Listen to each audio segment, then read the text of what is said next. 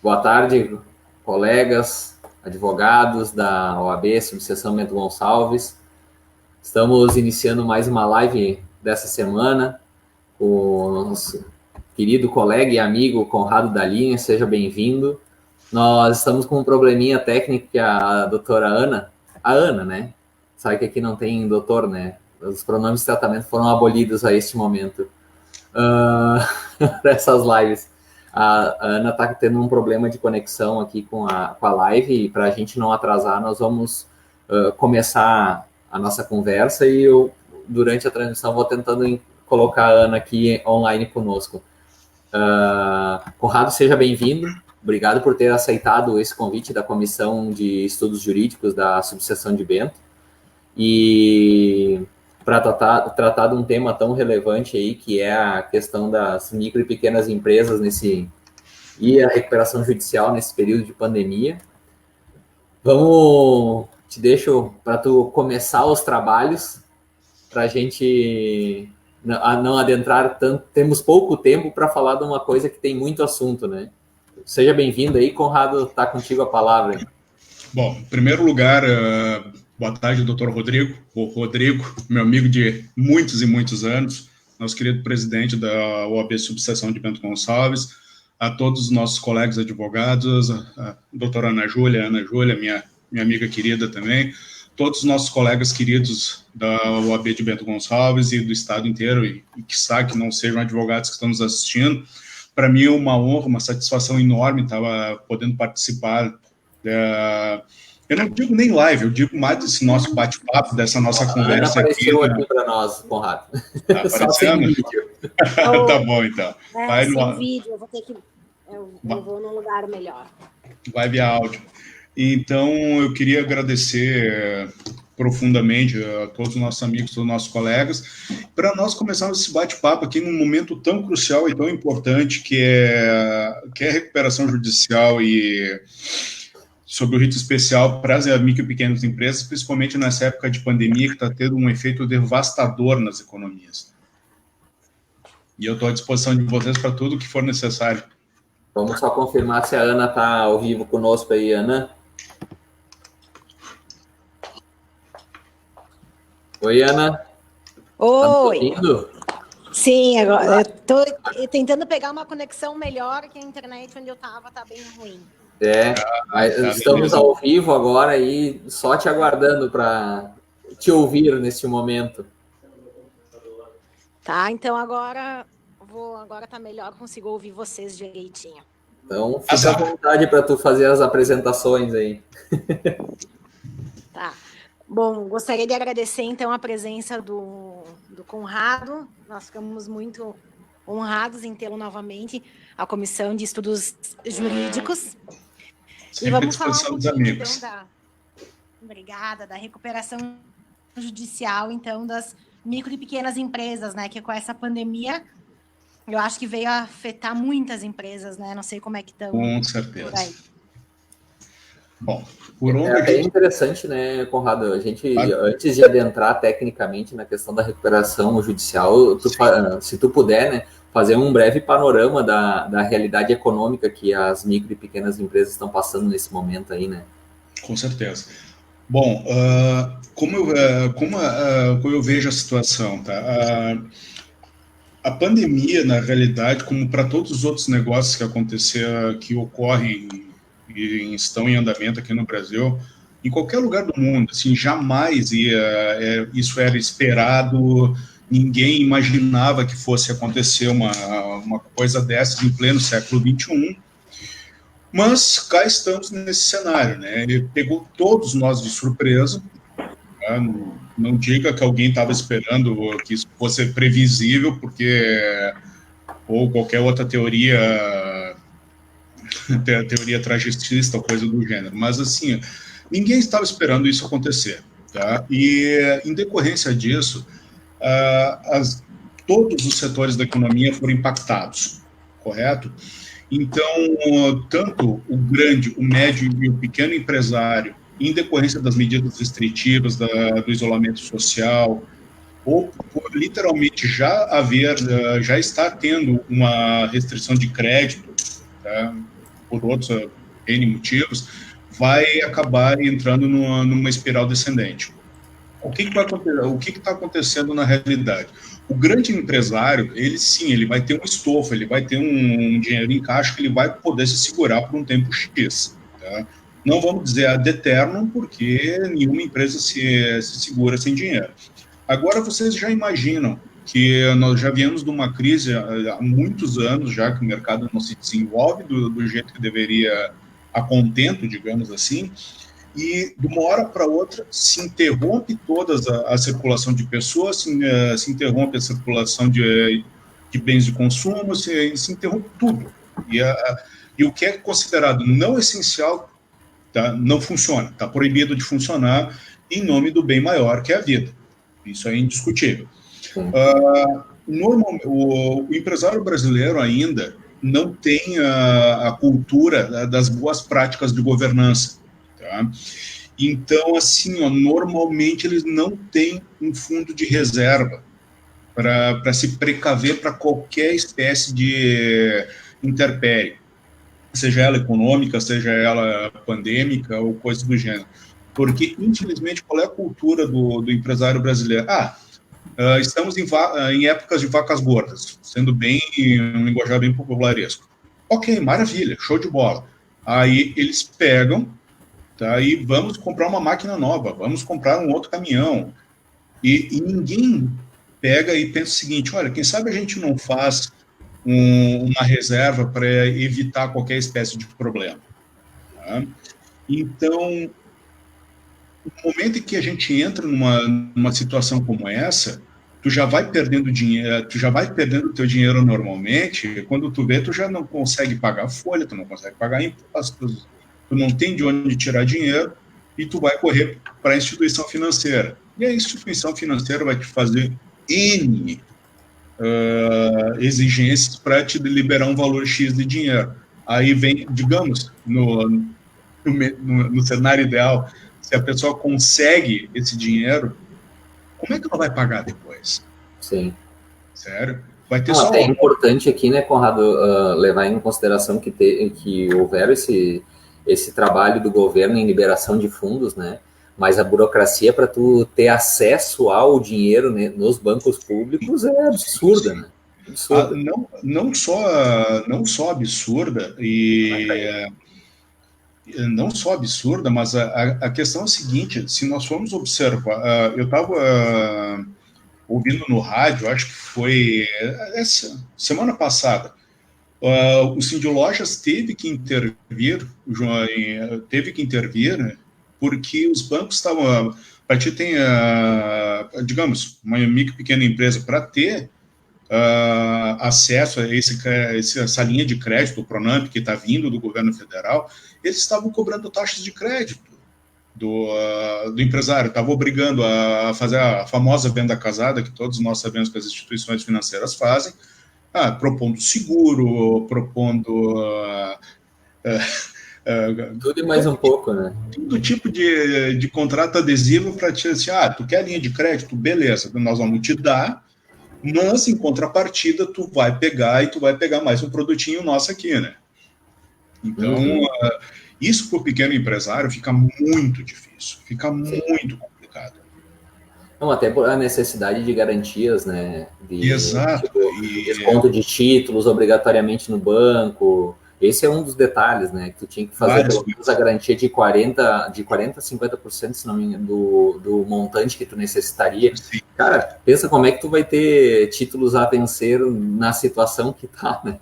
Pois é, né? Aí tu fica pensando o seguinte, para a empresa grande, daqui a pouco tu vai emitir duplicata, tu vai emitir debênture e, sei lá, alguma coisa tu vai fazer. Agora, para um pequeno e médio, tu não tem como sair jogando duplicata a todo lado, que tu vai quebrar igual, tu vai estar criando mais um problema.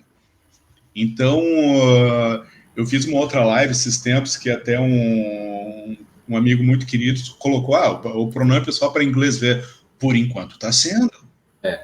Infelizmente está sendo.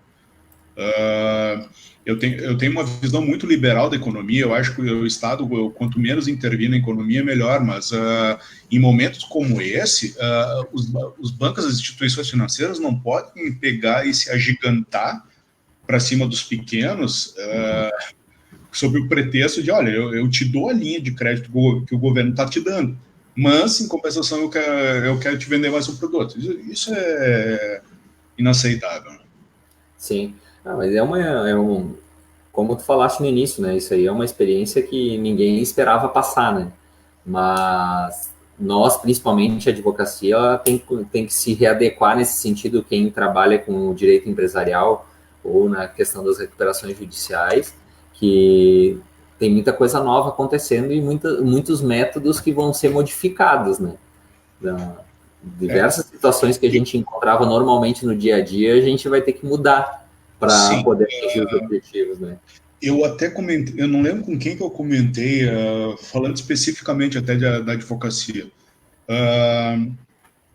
Vê bem, se essa pandemia tem algum ponto positivo, tá? Eu acho que a gente tem que tirar lições positivas de tudo, até das adversidades, é no momento em ver que a advocacia, o processo eletrônico, a modernização, todo tipo de tecnologia veio para a advocacia, veio para ficar.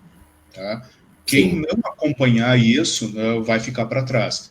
Isso equivale também, eu acho que foi ontem que eu postei até no meu Instagram um comentário do Dr. Celso Cavalli, tá, que é professor da FGV lá em São Paulo, falando sobre o Banco do Brasil, que o Banco do Brasil diminuiu, por causa da pandemia, aumentou sensivelmente o seu número de funcionários em home office, e eu não me lembro agora o número exato de imóveis, quantos imóveis o Banco do Brasil ainda ia acabar entregando. Aí tu imagina o colapso que isso vai trazer para o sistema imobiliário. Né?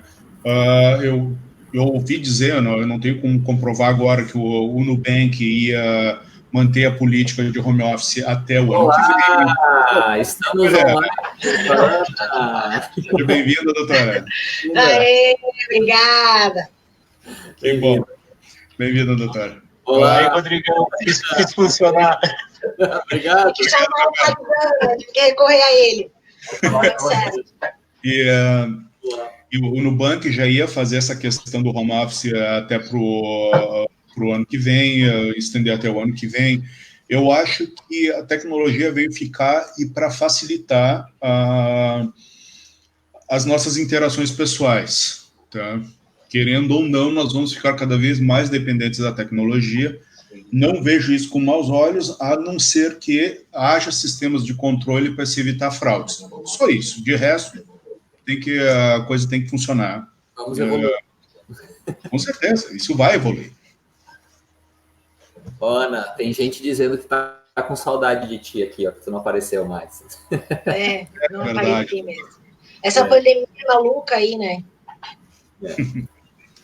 Conrado, até eu não sei se a Ana já preparou alguns questionamentos, mas então tu começa e depois eu vou continuar, Ana. Tu lançar o teu primeiro questionamento, já que tu chegou atrasado. Não, o problema foi técnico. Técnico, de vocês. Na verdade, assim, para ele começar falando um pouquinho do problema da pandemia das micro e pequenas empresas, que daí ele já falou, sobre também a recuperação judicial, como funciona, como é que tá, se ele pode dar umas dicas como administrador, como é que pode, né, a gente pode fazer alguma coisa para garantir ali os bens dos sócios, tudo da empresa, e falar também um pouquinho que a gente viu hoje, que a Latam pediu, então, a recuperação judicial nos Estados Unidos, né? Então, aproveitar já aqui o nosso tema também para poder falar um pouquinho disso. Perfeito. Então, vamos começar pelo básico do básico do básico. Recuperação judicial, primeiramente, o artigo 46, ela se rege pela Lei 11.101 de 2005, que é a Lei de Recuperação de Empresas e Falência, que veio substituir a antiga concordata e modernizar a antiga falência. Como eu havia te comentado em outra oportunidade, Ana, muito muito que é mal visto a recuperação judicial hoje em dia é pelo fato de que o procedimento antigo da concordata trazia muitos problemas e às vezes não pagava os credores. Então ficava todo mundo desconfiado. E, infelizmente, hoje em dia, isso se estendeu até essa imagem ruim da falência. Tá? Mas eu vejo assim que a lei de recuperação de empresas comemorou 15 anos ano passado, ou esse ano aqui, eu não lembro agora direitinho, não, esse ano aqui. Ela está fazendo... Ela trouxe mais benefícios e ela vai acabar se modernizando agora com as alterações que estão por vir, certo? Mas como é que a gente vai começando a verificar a necessidade ou não de uma recuperação judicial? O empresário tem que ter a certeza... Primeira coisa, o empresário ele tem que entender, tá, que ele deve ter um controle ferrenho sobre sua empresa. Ele jamais deve misturar o caixa da empresa com o seu caixa pessoal. E embora acho que esse é o problema das pequenas empresas, né? Que acabam misturando tudo e não tem uma... O grande problema é que, assim, embora seja uma coisa básica, é mais comum do que se imagina, certo? E aí a gente esbarra numa outra questão cultural do empresário gaúcho. Se demora muito para se pedir ajuda especializada. Por quê? A primeira coisa, o empresário começa a ver os primeiros sinais de crise, o que ele vai fazer? Ele vai correndo para o banco. Tá? Ele vai, como eu comentei com o doutor Rodrigo agora, ele vai correndo para o banco, ele vai assinar cédula de crédito bancário, ele vai assinar contrato de alienação fiduciária, ele vai comprometer os bens da empresa, ele vai comprometer os seus bens pessoais, tá? E nesse meio tempo a crise continua se desenrolando. Daqui a pouco ele não vai conseguir pagar nem as próprias contas, não vai conseguir pagar a folha, nem os encargos mensais básicos para manter a empresa. E quando ele for pedir ajuda, vai ser muito mais difícil, vai ser muito mais complicado. Então, eu vejo que a primeira coisa a se fazer é buscar ajuda especializada. Tá? No momento que tu vai atrás de uma ajuda especializada para resolver, tentar debelar a crise da tua empresa, é se fazer um diagnóstico. Esse diagnóstico vai dizer basicamente que, olha, o teu problema é impostos, o teu problema é banco, o teu problema é fornecedor, tá? O teu problema é trabalhista, e nós temos as seguintes opções para resolver a tua situação. Ou nós vamos fazer uma gestão de crise, moratória controlada, ou recuperação judicial, e, quiçá, também falência. Tá? Nesse meio tempo, até, Ana, enquanto se faz o diagnóstico e respondendo a tua questão, durante a elaboração do diagnóstico já vai se ter uma ideia, tá? E já vai se fazer um planejamento do que se fazer para proteger os bens dos sócios. E até que ponto os bens particulares dos sócios vão acabar sendo comprometidos. Óbvio que eu não vou nem me adiantar tanto na questão da desconsideração da personalidade jurídica e afins, mas tem que se ter essa ideia básica, né? Essa ideia é fundamental de que, assim, bem da empresa é uma coisa, bem particular é outra. Não sei se fui claro nesse ponto. Sim. Prosseguindo. No momento em que se optar por fazer a recuperação judicial, o artigo 51 da Lei 11.101 de 2005, ele elenca todos os requisitos elementares, fundamentais, intrínsecos para o ajuizamento da recuperação judicial.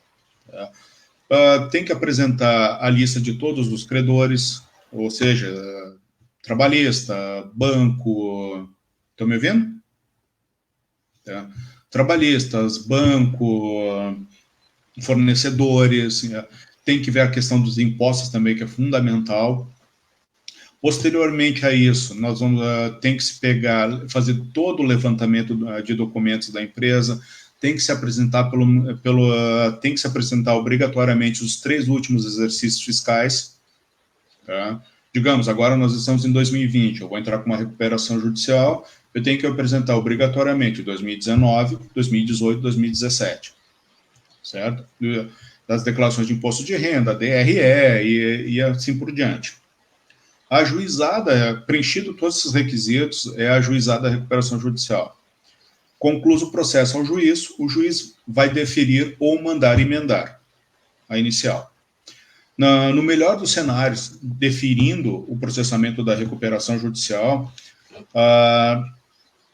instantaneamente a empresa entra no período de stay period, que a gente chama, que é uma blindagem por 180 dias, onde não vão haver penhoras, não vão haver arrestos, nenhum tipo de espécie de ato constritivo sobre o patrimônio da empresa, sobre as contas da empresa também. E em 60 dias, né, enquanto estiver correndo esses 180 dias, em 60 dias a empresa tem que obrigatoriamente apresentar o seu plano de recuperação judicial. Tá? Inicialmente, a recuperação judicial, tanto para uma empresa normal como uma micro e pequena empresa, é idêntico até a hora da questão da apresentação do plano. E é aqui que começa a grande diferença.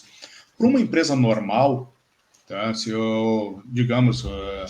a gente fosse fazer um plano de apresentação normal, o que se faz? Se apresenta o plano de recuperação judicial, sai o edital de convocação dos credores para tomarem ciência do plano, e os credores vão lá, vão se manifestar se concordam com o plano ou se discordam dele por alguma coisa, seja por deságio apresentado, se concordam ou não com o deságio, o tempo de pagamento, as formas de pagamento. E caso algum credor não concorde, tá, se tem Assembleia Geral de Credores. E no momento que se tem Assembleia Geral de Credores, vai ter as votações, obrigatoriamente. Caso haja, aí a gente entra assim nas assembleias. São 4 categorias, tá? Trabalhista, tá? Credores com garantia real, fornecedores, né, que são os credores quirografários, e as micro e pequena empresa e EPP. A primeira categoria, que é a categoria trabalhista, ela vota por cabeça, tá? Ou seja, hipoteticamente, se nós tivéssemos 10 credores, para o plano estar aprovado, nós teríamos que ter 6 credores votando a favor. Na categoria de credores de garantia real e na categoria de credor quirografário, vai ter aprovação de 50 por maioria simples, tá? E por valor, também por maioria simples. E os credores de micro e pequena empresa vão votar apenas por cabeça. Tá? A diferença para a recuperação judicial de pequena empresa vai que, no momento em que a empresa apresentar o seu plano de recuperação judicial, tá, os credores vão ser intimados, também por edital, a se manifestarem acerca do plano. Mas quem vai deferir ou indeferir o plano de recuperação é o juiz. Por quê? Se houver nessas mesmas categorias, tá, se houver reprovação por mais da metade dos credores, o juiz automaticamente vai dar falência da micro e pequena empresa. Senão, ele aprova o plano e a microempresa tem que pagar o valor que ela deve em 36 meses. Assim que homologada o plano, em 36 meses ela tem que pagar a sua dívida.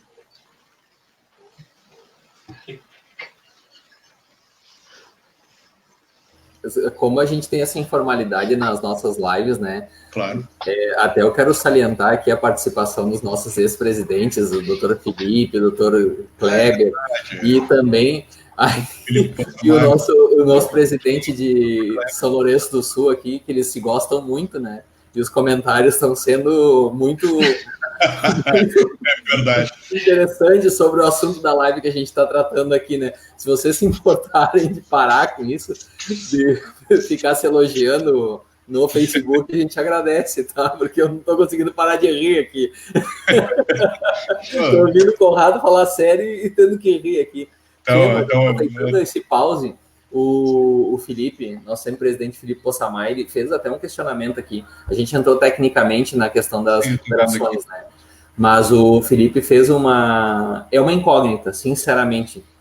Sabe? Eu particularmente, até a gente pode ver agora que a nossa, se não me engano, a Bolsa ontem fechou em 99 pontos, sabe? Sim, então, sim. Hoje só passou 100. Hoje já deve ter passado, mas é uma incógnita, é muito difícil de tu dirimir isso, né? Que na realidade, doutor Felipe, o que pode estar acontecendo também? Teve um aumento olha, a gente ficou um período de, não sei quanto, uns 60 dias em lockdown. Imagina eu, 60, 90 dias em lockdown. E imagina que agora, tudo bem, agora a gente está tendo um aumento de quase 14% nas vendas e afins, mas o que se perdeu naquele período de 90 dias que ficou parado? É isso que eu digo em relação ao pequeno empresário, ao pequeno, micro empresário. Imagina, são 90 dias parado, 90 dias sem entrar dinheiro sem fluxo de caixa, e no momento que tu tem uma brecha para começar a vender de novo, óbvio que tu vai ter uma estilingada de dinheiro. Até a Camila aqui colocou que especulação até pode ser também, né? A questão de especulação. Tem um monte de ponderações, né? Ontem eu ouvi o pessoal da Magazine Luiza, que estava falando sobre o crescimento das vendas deles. Primeiro, porque eles tiveram todas as lojas fechadas, acho que por 30 dias as lojas ficaram fechadas e eles tiveram um crescimento de vendas pela internet, porque eles mudaram também o segmento deles. Eles passaram a vender produtos de mercado para abastecimento de casas. Verdade. Então, isso fez com que aumentasse 46%, se eu não me engano. Magazine Luiza, eu vou dizer que é uma coisa muito... eles têm um case muito interessante, porque, veja bem, o Magazine Luiza começou a se modernizar e começou a tentar o seguinte: bom, os tempos estão mudando. Eu pelo menos, eu gosto de pensar que eles têm essa linha de raciocínio. Tempo mudando, internet na mão de todo mundo com telefone, tá? Digamos, a gente já conhece uma marca X de geladeira, a gente sabe que é boa, essa marca que não vai dar problema. Aí eu passo na loja física na rua, ela está custando R$2.000. Aí eu vou entrar no aplicativo ou no site, eu vejo que ela está custando R$300 a menos e o frete é grátis. Ou seja, tu não precisa nem sair da tua casa, tu vai ver daqui a 2, 3 dias, aparece um cara aqui e tem a geladeira para dentro da tua casa. Vejam bem, tu não precisou sair nem de casa para fazer isso. Então, assim, eu acho que eles pegaram e eles pegaram uma fatia muito interessante do mercado para crescer. Isso a gente pode olhar pela Amazon também, por quem faz compras de livros pela Amazon. O serviço da Amazon é uma coisa fantástica. Enquanto a gente... Olha, eu vou fazer um comentário aqui, mas provavelmente quem digamos assim, é mais apegado vai querer me matar. Mas, por exemplo, compare o serviço da Amazon com o serviço do Correio. Tá? O serviço do Correio está lamentável. A Amazon, tu compra uma coisa e 3 dias está na tua porta. Eu comprei eu fiz uma compra de um fornecedor em, vejam bem, São José, e até chegar aqui em Porto Alegre levou quase 30 dias. Por quê? Saiu de São José pelo Correio, foi para São Paulo e depois voltou, sabe? E veio para Porto Alegre, uma coisa totalmente inaceitável. Então, quem não, como a gente estava comentando antes, Rodrigo, quem não se adaptar a esses tempos modernos, tá? Seja pequena, principalmente o pequeno e o médio, não ter a consciência de que eles têm que se reinventar, tá? Vai ficar fora do mercado. Essa é a grande realidade. Bom, voltando à questão da recuperação judicial aí, não, acho que tem questionamento da recuperação, né? Vamos voltar ao assunto propriamente dito aí. Vamos falar um pouco, então, também do... Ele deu uma explicada ali até a Assembleia, né, o que acontece, então, se eles aceitam ou não. E qual o papel do administrador? Já vamos dividir essa pergunta, então, em 3 partes, tá?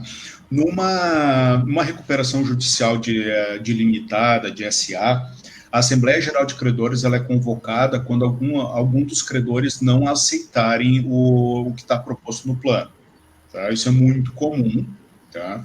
O administrador judicial vai acabar sugerindo datas, o juiz vai despachar, e essa Assembleia vai ter data, vão ser 2 datas, tá? No local, a escolha da empresa, ou do juiz, ou do administrador.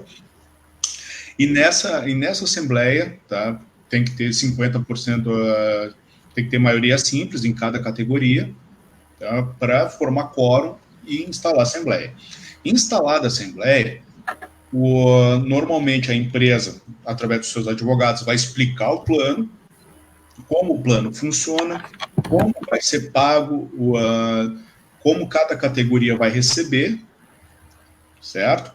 E, posteriormente isso, vai haver a votação do plano, tá? E todas as categorias têm que aprovar.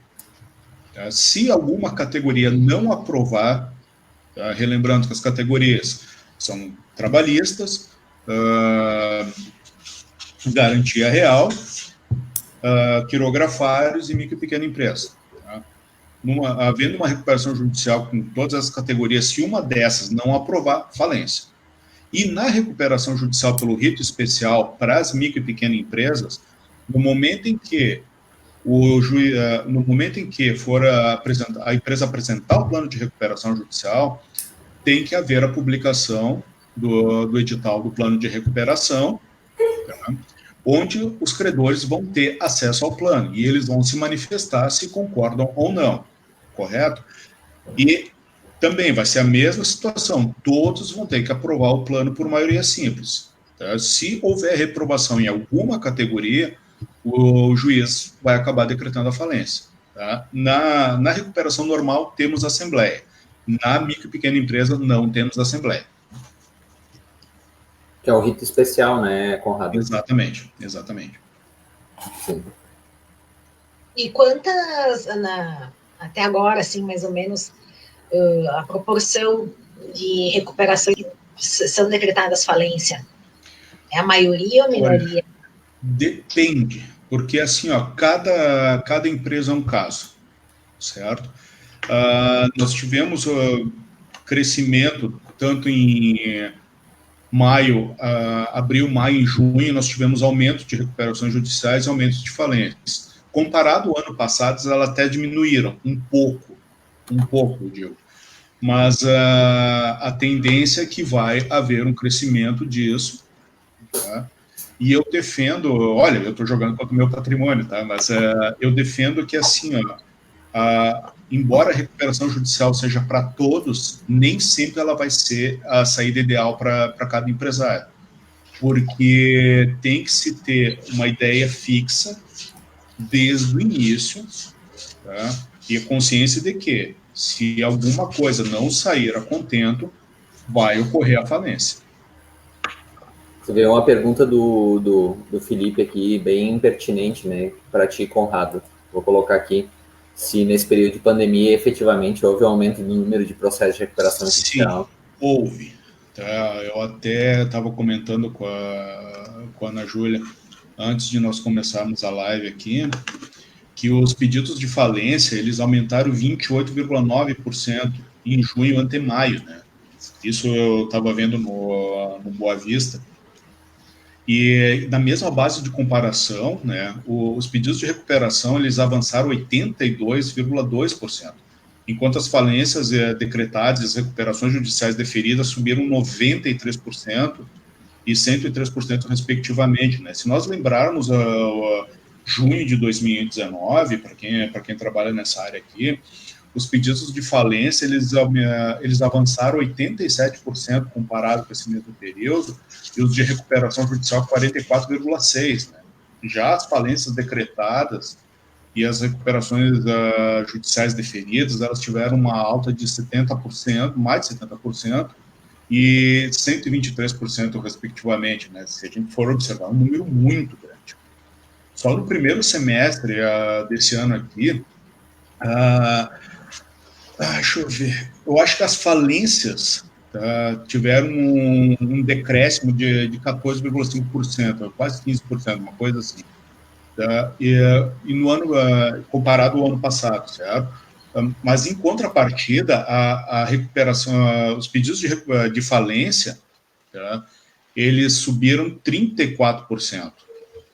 Tá? E os pedidos de recuperação judicial, 32%. Então, não dá para a gente imaginar que as coisas vão mudar de uma hora para outra. Eu acho que nós vamos viver um tempo muito difícil ainda. Nós vamos ver um boom de recuperações judiciais ocorrer ainda esse ano aqui. E ele nem começou, na minha opinião, ainda. Ele está engatinhando e ele vai aumentar. Eu não sei se eu consegui responder o doutor Felipe a contento. Sim, mas e a causa dessas recuperações? Será que é mesmo a pandemia ou já eram empresas que já estavam ruim das pernas, né, e que aproveitaram a pandemia para dar como desculpa? Ana, né? Excelente pergunta. Tá? Ontem nós tivemos terça-feira, nós tivemos uma empresa calçadista que ela demitiu 800 funcionários e entrou em recuperação judicial alegando botando a culpa no coronavírus. No início do ano, nós tivemos uma outra empresa calçadista em Dois Irmãos, mesma coisa, 500 funcionários demitidos, tá? Culpa no coronavírus. Eu acho que assim, o coronavírus virou a desculpa oficial e bonitinha para as empresas entrarem em recuperação judicial, pois elas querem, muitas dessas empresas já deviam estar vindo com problemas de fluxo de caixa, entre outros problemas administrativos há muito tempo. O coronavírus só veio colocar a cereja do bolo na crise.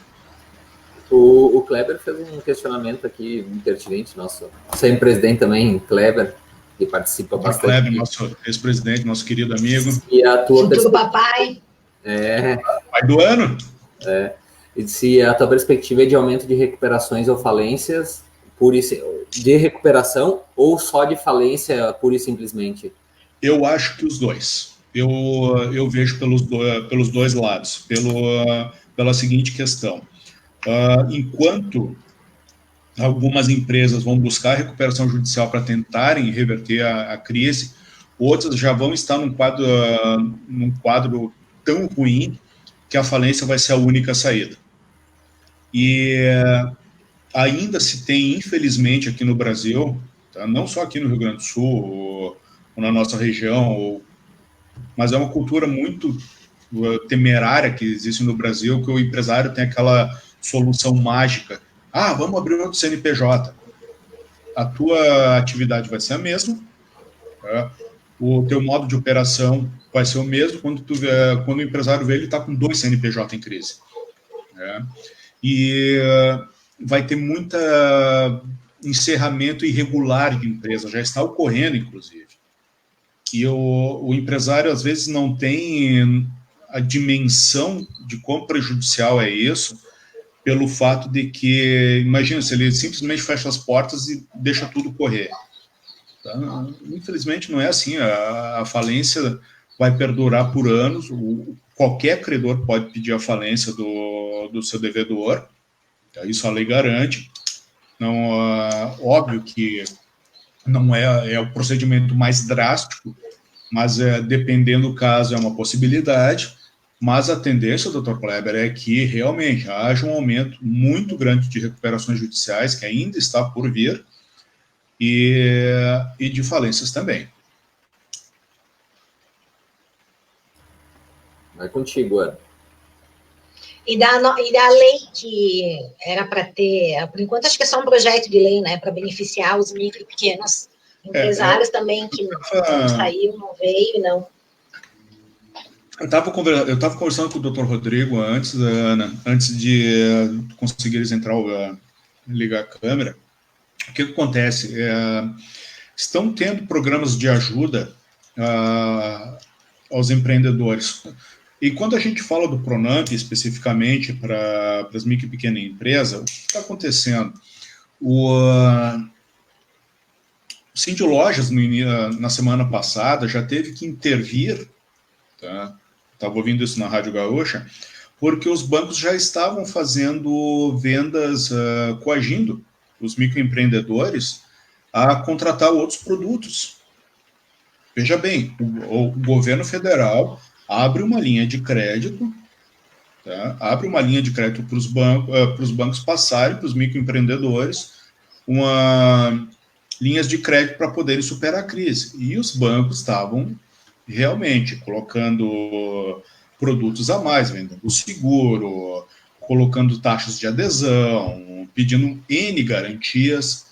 Tá? Se esse tipo de crédito não for facilitado, vai ser literalmente um projeto de lei para inglês ver, né? Porque assim, não adianta tentar, por mais que tu tenha boa vontade de fornecer aos pequenos empreendedores uma linha de crédito, se tu não colocar regras claras, se tu não especificar as regras para os bancos vão deitar e rolar. É uma pena, né? O que deveria beneficiar ainda mais os micro e pequenos, que não tem... Exato. Porque os grandes, ainda que nem a gente falou da Magazine Luiza, muda a tua estratégia, muda as tuas vendas e entra no mercado de uma outra forma. Os pequenos, às vezes, não tem o que fazer, né? Não, mas eu vejo a coisa da seguinte forma, né? Assim como para nós, advogados, tá? A pandemia veio ensinar uma lição, tá? No sentido de que a gente tem que se modernizar e aceitar o processo eletrônico e se adaptar às modernidades, tá?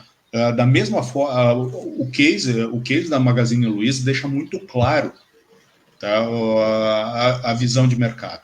Isso serve para o grande, para o pequeno e para o médio. Tá? Porque, assim, se a pessoa tiver um estalo de que, olha, eu tenho um produto, eu tenho um determinado nicho de mercado, qual é a inovação que eu posso apresentar para encantar o meu cliente e trazer novos clientes para minha empresa, para consumir o meu produto.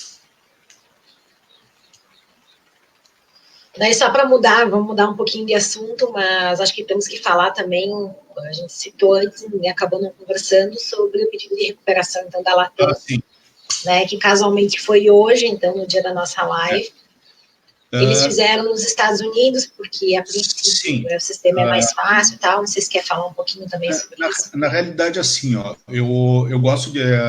eu sou super transparente com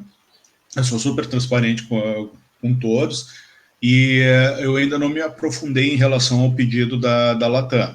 Eu sei que a holding, que é a controladora da Latam, entrou com a recuperação judicial nos Estados Unidos, que é a Chapter 11, tá? E na época, o braço brasileiro, se não me engano, o chileno e o argentino da Latam não haviam aderido ao pedido de recuperação judicial nos Estados Unidos. Todavia, agora a holding resolveu, tá, colocar todos os braços da operação em recuperação judicial. Nos Estados Unidos, a recuperação judicial é muito diferente do Brasil, tá? Tanto a recuperação judicial quanto a falência não são mal vistas. Aqui no Brasil ainda se tem quem entra em recuperação ou está em falência parece um leproso maldito. Não é. Nos Estados Unidos a coisa funciona diferente, porque eles verificam que realmente o empresário está passando por dificuldades, tá? Ele está querendo continuar com a sua atividade produtora, vai fazer a roda da economia girar. Isso não é mal visto, porque ele foi pedir ajuda. Tá? Olha, N empresas nos Estados Unidos passaram por isso. A fábrica de guitarras Gibson pediu recuperação judicial, a Texaco, que é a distribuidora de combustíveis, já fez isso, entre outros. A Chrysler também. A Chrysler, são incontáveis empresas que já fizeram isso. E eu vejo isso assim, eu gosto de usar exemplos práticos sobre recuperação judicial, a ideia da recuperação judicial e falência. Alguns anos atrás, eu fui dar uma consultoria para uma empresa, ali para os lados de Lajeado, e haviam 2 sócios, né? Um sócio que era o cara do business, que era o cara que ia no banco, o cara que ia atrás do investimento, e o outro sócio, os 2 com 50% cada, outro sócio que era o cara do chão da fábrica. No momento em que a gente começou, que eu comecei a apresentar como é que ia ser feito o pagamento e ia suspender o pagamento dos bancos, o sócio que não era do negócio, que era o cara mais simples, digamos, o cara começou a gritar, literalmente. E ele, o meu nome, então fecha e vende tudo. Vê bem, a pessoa tinha mais apreço, tá, ao que os outros iam pensar do que pegar e manter a atividade da sua empresa e deixar claro para os seus credores no seguinte sentido: estou com dificuldades, me deem um fôlego para pagar. Esse que é o grande problema. Tem que se deixar de lado esse tipo de amarras, o que o mercado vai pensar de mim? Não. Tá? E esse que é a nossa grande diferença do Brasil para os Estados Unidos. A recuperação judicial nos Estados Unidos não é mal vista, muito pelo contrário. Tá? Tem um pouco a falência. O próprio Trump já faliu 2 vezes. Né? 2 vezes. Então, e o cara está aí, milionário. Então, são perspectivas diferentes, são visões diferentes, são sistemas diferentes, mas a tendência de que, quando o negócio é bem estruturado, feito com bom diagnóstico, havendo boas práticas de governança, a tendência é que a recuperação dê certo.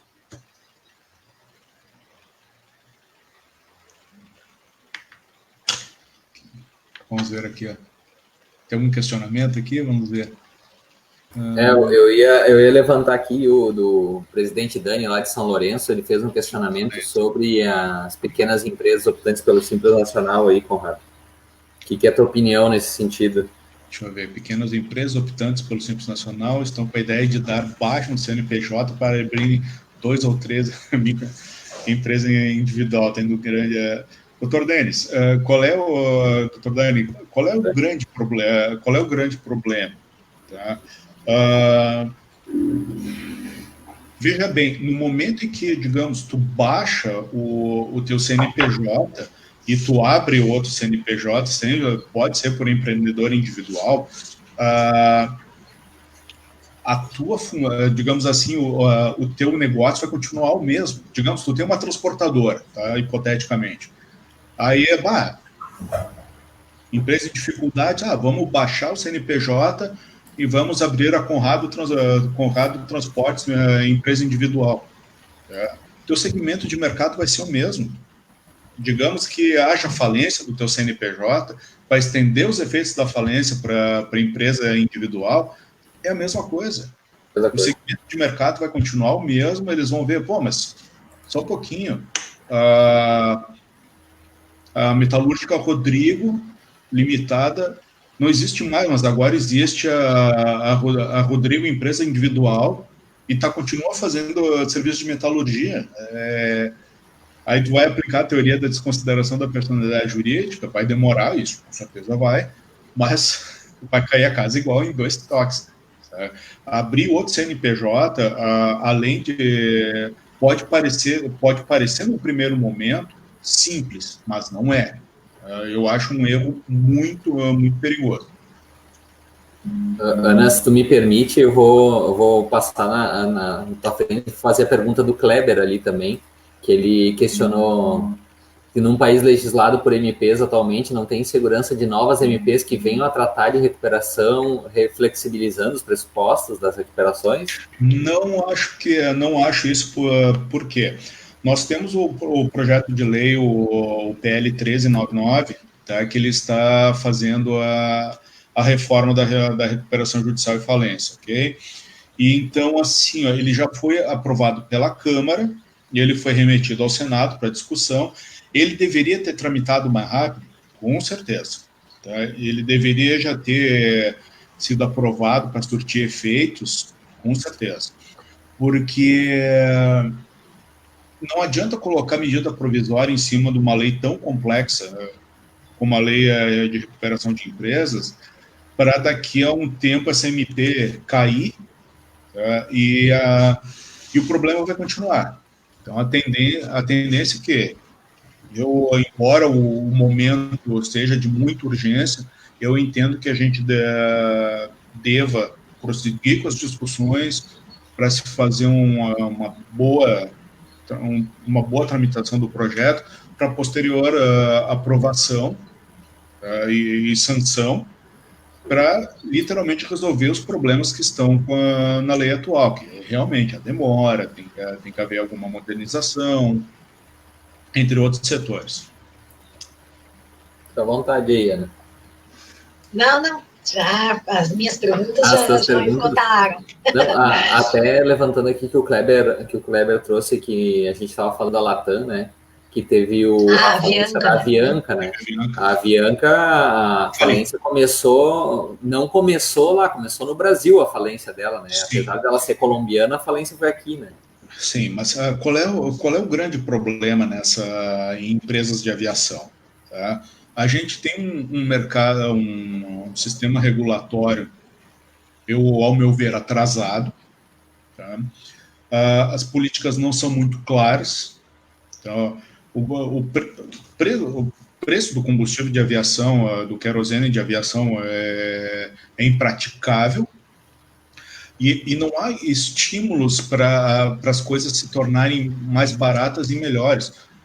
Você sabe tão bem quanto eu. Vamos fazer um quadrinho de comparação, pelo menos há uns 5 anos atrás. Tu entrava no avião da Gol, beleza, tinha refri, etc e tal. Cara, hoje tu tem que pagar. Sabe? Bem, só falta...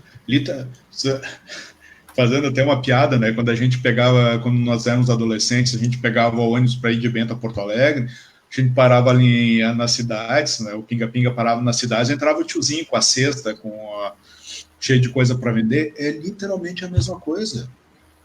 Sabe? Então, vejam bem, a qualidade do serviço caiu, o serviço ficou ruim, tá? Tá? Mas o preço aumentou. E enquanto houver esse tipo de coisa, o mercado não se sustenta. Então, digamos assim, a Avianca seria uma menor comparada a Gol, TAM e afins, sem ajuda e sem suporte, a quebrar. Não tem jeito. Igual qualquer outra empresa, né? Sim, igual a qualquer outra empresa. Ela devolveu todos os seus aviões para Boeing e afins, para Airbus, sei lá, e quando tu não tem voo, tu não tem operação. E quando tu não tem operação, tu não tem dinheiro. E sem dinheiro, tu não paga folha, tu não paga imposto, tu não paga... A própria manutenção dos aviões são caríssimos. Vai tudo embora. Tem um questionamento bem interessante aqui do colega Gustavo. Ele está perguntando se tu já atuou em algum caso de insolvência civil ou alguma falência resultou em insolvência civil dos sócios integrantes da massa falida. Bom, em primeiro lugar, eu gostaria de mandar um abraço para o Gustavo. Faz anos que eu não o vejo, mas se alguém precisar de um baterista excelente, um baterista de mão cheia, o Dr. Gustavo é minha indicação. O que acontece nos casos de insolvência civil? Sim, em primeiro lugar, eu já atuei em casos de insolvência civil. A insolvência é aquela situação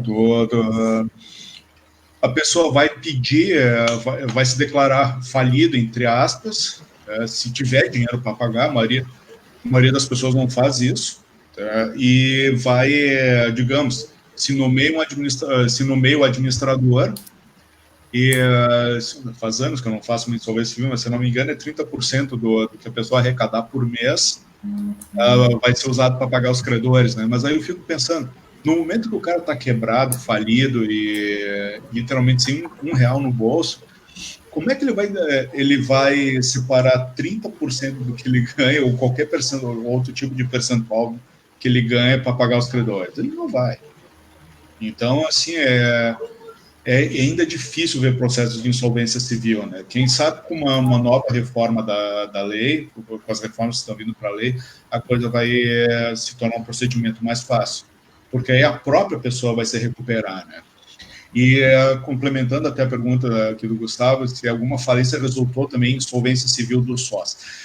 Eu não digo assim, insolvência civil do sócio. No momento em que uma falência não tem mais bens para pagar seus credores, e no momento que o administrador judicial verificar que há indício de fraude, de tentativa de desvio de bem, possibilidade de fraude a credores, e qualquer outra espécie de falcatrua, o que vai acontecer?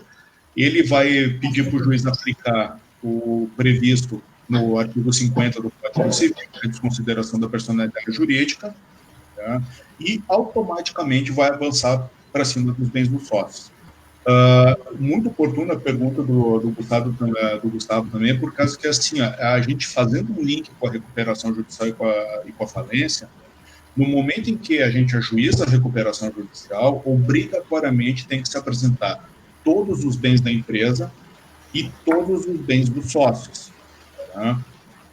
E no momento em que há falência, durante esse período de recuperação judicial, não se pode vender absolutamente nada da recuperação judicial, tampouco dos bens dos sócios. E quanto à falência, é exatamente a mesma coisa, os bens dos sócios ficam congelados. Se vender alguma coisa, fraude.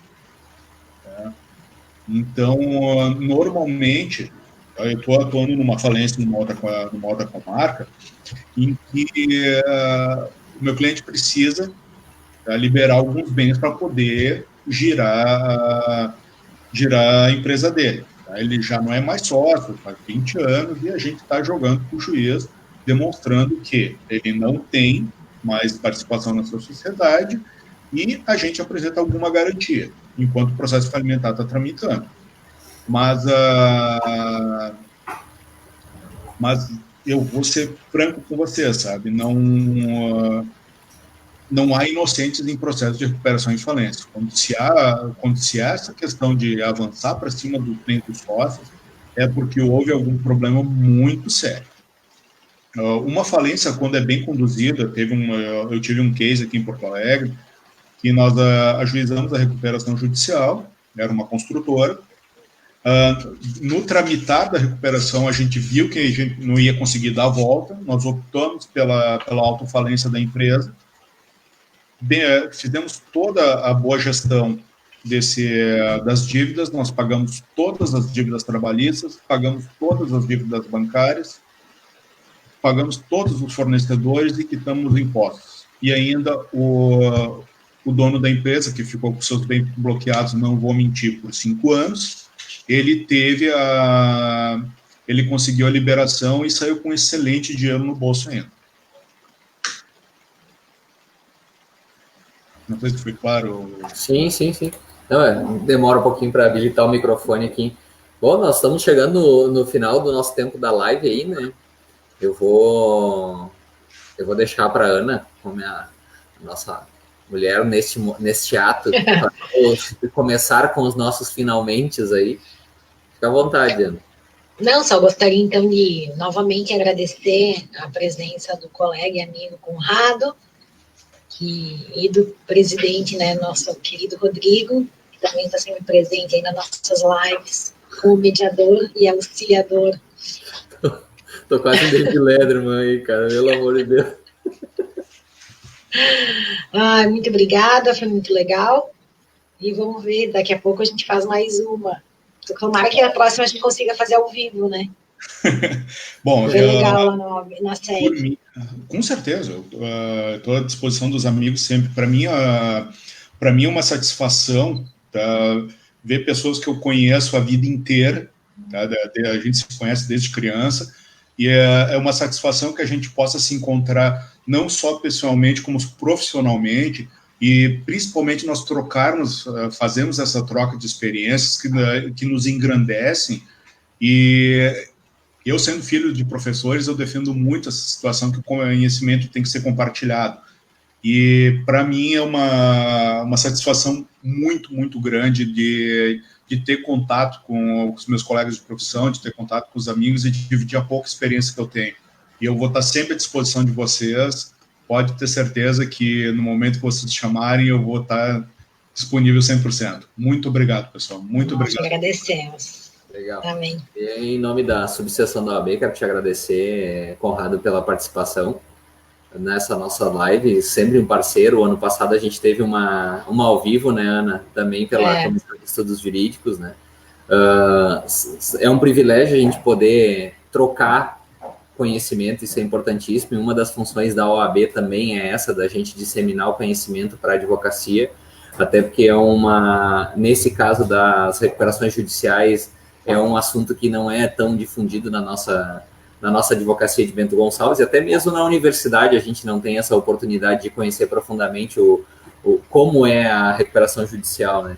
E aproveitar esse momento para convidar os nossos telespectadores aí de que amanhã nós temos uma live com o juiz titular da comarca de Garibaldi e substituto do Juizado Especial Cível e Criminal aqui de Bento, que é bem importante também, para participarem conosco aqui desse momento e questionarem também o judiciário, assim como aconteceu ontem com a diretora do foro aqui, né?